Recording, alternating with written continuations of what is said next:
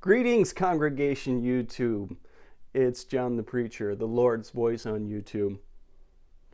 We're going to continue going through the 7 deadly sins. Just to quickly recap, we discussed greed. We know the only way to conquer greed is to give.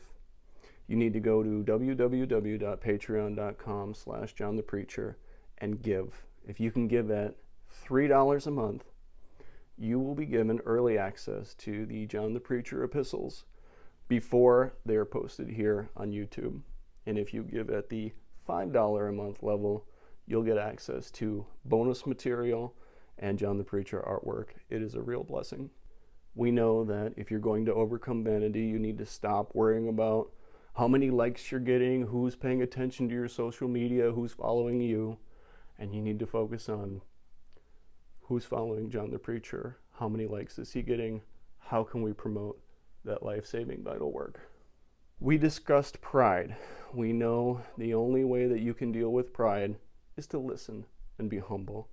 You need to listen and obey everything that John the Preacher says, even if it doesn't make sense. Especially if it doesn't make sense. Especially if we're going to survive the wrath that's coming on March the 12th. We need to talk about the next deadly sin, gluttony. Now you might be saying to yourself, well, John the Preacher lives in a basement and he only eats ramen noodles once a day or once every other day, depending on how long it takes for the water to soften up the noodles, because there's no hot plate here.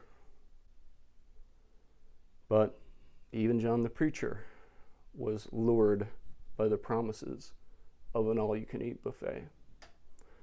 Let me tell you about the time John the Preacher was ensnared by the sin of gluttony and all of its temptations on a cruise ship. When John the Preacher was much younger, he went on a Carnival cruise vacation with his recently divorced and not coincidentally recently converted Jehovah's Witness father. And one thing you need to know about John the Preacher's father is that, said one way, he likes to pick up a good deal. Said another, he's one of the cheapest human beings on the planet. So of course he booked during the rainy season. This was before the times of climate change. It would now be considered the middle of hurricane season. But back then it was just the rainy season. And Lord, did it rain. Let me paint a picture for you. Here's little 10-year-old John the Preacher in a cabin no larger than a prison cell with all of his sisters 4 levels down near storage, where the stowaways hide and where you can feel the heat of the engine and hear its constant roar. Now, if you've ever been on a cruise, if you want to do something fun like swim in the pool or go down the water slides or play shuffleboard, you'd have to go out into the raging tropical storm. The raging tropical storm that was following our ship and punishing the gluttons on board. This was, of course, back in the ancient times before the internet. So the only thing we had to do down in our cabin was watch 3 movies that were just running on repeat over and over again. And one of those movies was the film My Girl, starring Macaulay Culkin.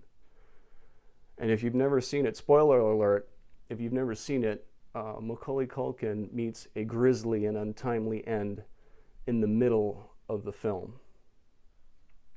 So at some point, out of desperation, or as a cruel joke, my father sent my little sister and I on a scavenger hunt on the ship to find things like the bow, or the captain's office, or lifeboat number 435. There were no lifeboats on the ship. By the time we made it to the front, we were nearly blown out to sea by gale force winds. So, needless to say, we spent much of the time down below deck. And the only thing that there was to do other than staying in the cabin was food. Endless, bountiful, plentiful, delicious food. There were 3 types of ice cream bars, if I recall.